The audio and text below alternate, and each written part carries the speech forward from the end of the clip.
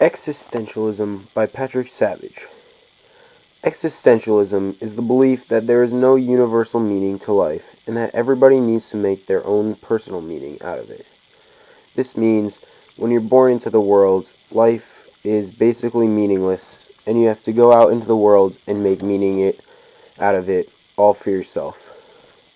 This literary work, Crime and Punishment by Fyodor Dostoevsky, is existential because it contemplates existence and why we live.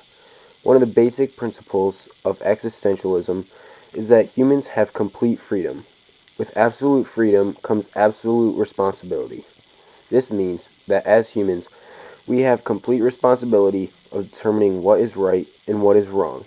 There is no greater force that tells us what we have to do, and Raskolnikov considers this on page 307 when he says, "But perhaps there is no God at all," Raskolnikov answered with a sort of malignance, laughed, and looked at her.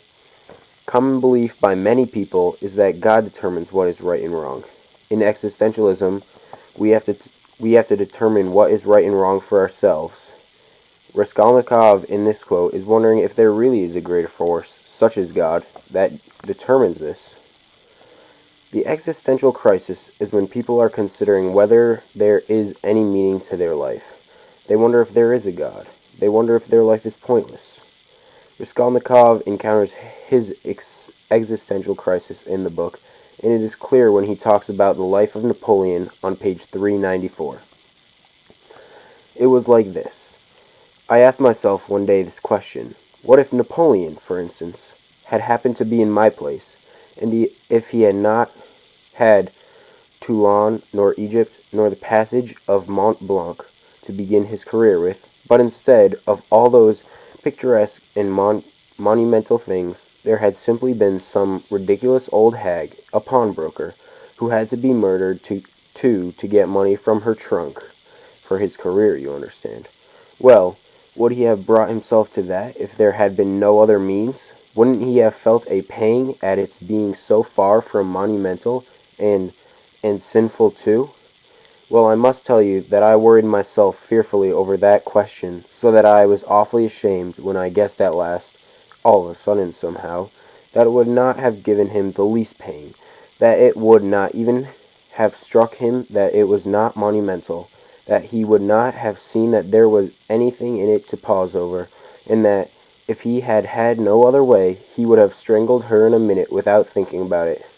Well, I, too, left off thinking about it, murdered her, following his example.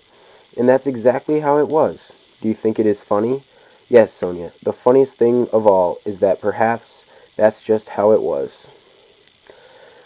In this quote, Raskolnikov wonders how Napoleon would have felt if he had done exactly what Raskolnikov did, and comes to the conclusion it wouldn't have struck him as unimportant or sinful. Napoleon didn't feel bad about what he did, and so couldn't Raskolnikov do the same without feeling any sorrow or feeling bad?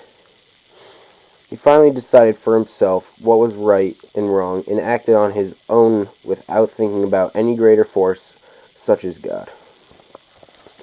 I resolve my own existential crisis by doing different things such as going to church every Sunday.